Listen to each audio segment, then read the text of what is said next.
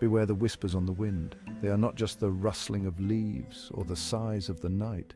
They are messages carried from realms unseen, from places where light fears to tread. They carry secrets, ancient and terrible. Secrets that have been hidden for millennia, locked away in the annals of time, inscribed in forgotten languages on crumbling scrolls and ancient tomes. Secrets of the Fae, creatures of twilight and shadow. These beings, neither wholly good nor entirely evil, dwell in the liminal spaces where day meets night and reality blurs with dreams. Do not be fooled by their beauty, their alluring songs. Their voices may be sweet, their faces fair, but beneath that enchanting exterior lies a heart as cold as the darkest winter night. They are not creatures of light, but of darkness, their hearts cold, their promises empty.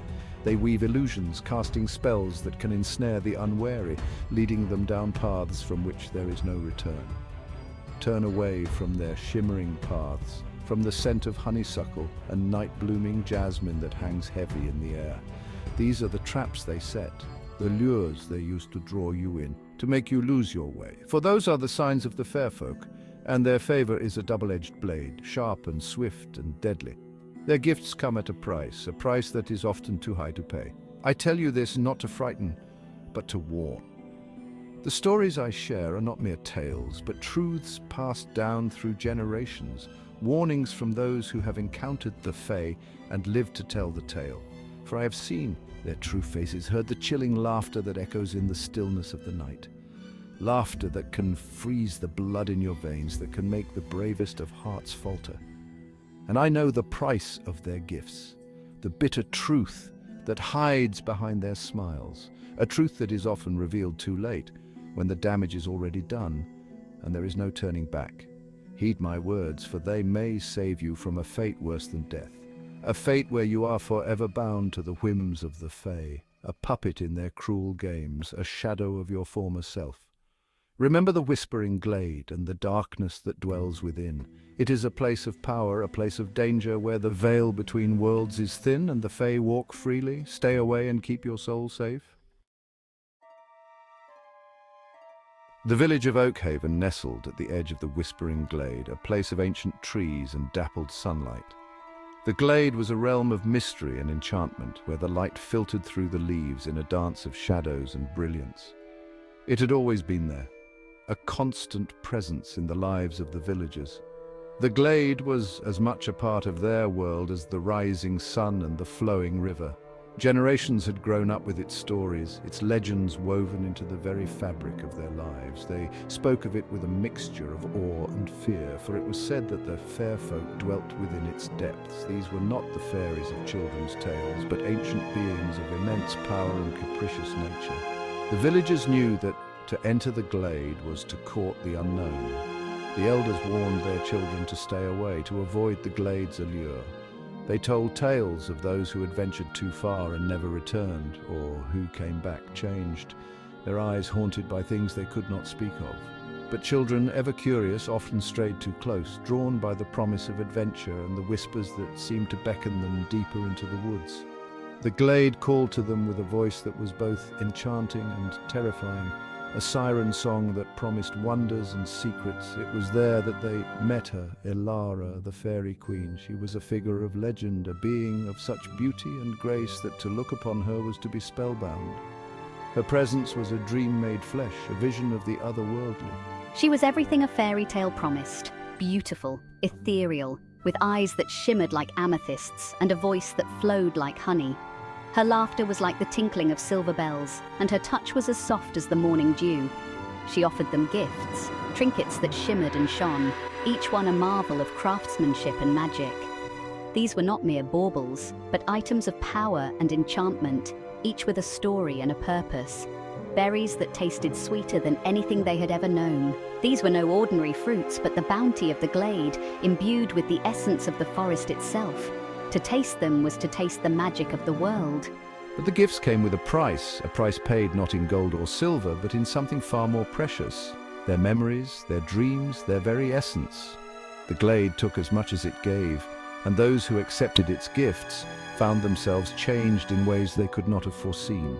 The allure of the whispering glade was a double-edged sword, a promise of wonder and a threat of loss, a place where the boundaries between reality and fantasy blurred, and where every step could lead to enchantment or peril.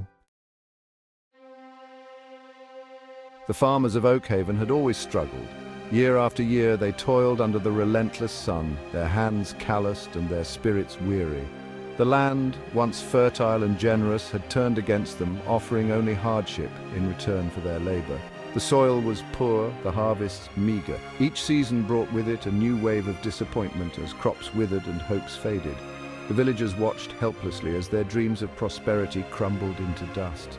So, when Ilara the Fairy Queen appeared one moonlit night, her beauty rivaling the stars themselves, they listened. Her presence was otherworldly, her voice a melody that promised salvation. The villagers, desperate and weary, gathered around her, their hearts filled with a fragile hope. She offered them a bargain prosperity in exchange for a simple tribute, a harvest of their firstborn sons. Her words were like honey, sweet and tempting, and the villagers, blinded by their desperation, found themselves nodding in agreement. Blinded by desperation and seduced by her promises, they agreed. A pact was made, a decision that would forever alter the course of their lives. The weight of their choice hung heavy in the air, but the promise of a better future was too alluring to resist. They agreed, a pact was made, sealed with a drop of blood and a whispered oath beneath the pale glow of the moon. The villagers felt a strange mix of hope and dread as they watched the ritual unfold, their fate now intertwined with the whims of the Fae. Sealed with a drop of blood and a whispered oath beneath the pale glow of the moon, the pact was binding. The villagers felt a shiver run down their spines as they realized the gravity of their decision. There was no turning back now. The following year the fields flourished. The once barren land was now a sea of green, teeming with life and promise. The villagers could hardly believe their eyes as they watched their crops grow tall and strong, a testament to the power of the pact. The harvest was bountiful, beyond their wildest dreams. Baskets overflowed with golden grain, and the air was filled with the sweet scent of success. The villagers rejoiced, their hearts light with the joy of newfound prosperity, but joy soon turned to ashes in their mouths. The initial euphoria gave way to a gnawing fear as the night of the full moon approached. The villagers' faces, once bright with hope, now reflected a deep and growing dread. For on the night of the full moon, Ilara returned, her eyes cold and calculating, to claim her due. The villagers' hearts sank as they saw her approach, her presence a stark reminder of the price they had agreed to pay. The cries of the villagers echoed through the night, a symphony of despair that mingled with the haunting melody of a fairy flute. The air was thick with sorrow as parents clung to their children, their hearts breaking with each passing moment. The pact, once a beacon of hope, had become a chain of sorrow, binding them to the whims of the Fae. The villagers realized too late the true cost of their agreement, their dreams of prosperity now overshadowed by a future of heartache and loss. Years turned into decades, and the pact remained unbroken. Each year, the firstborn sons of Oakhaven vanished into the whispering glade, their laughter swallowed by the rustling leaves, their cries for help lost on the wind. The village, once a place of warmth and laughter, became a shell of its former self. The weight of their sacrifice hung heavy in the air, a constant reminder of their tragic folly. The elders, their faces etched with guilt and sorrow, whispered warnings to the younger generation.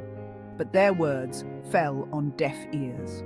For who could resist the allure of the Fae, the promise of prosperity, the intoxicating beauty that hid a heart of darkness? And so the cycle continued, a never-ending spiral of hope and despair. The whispering glade, once a place of beauty, became a graveyard of innocence, its soil nourished by the tears of 1,000 broken promises.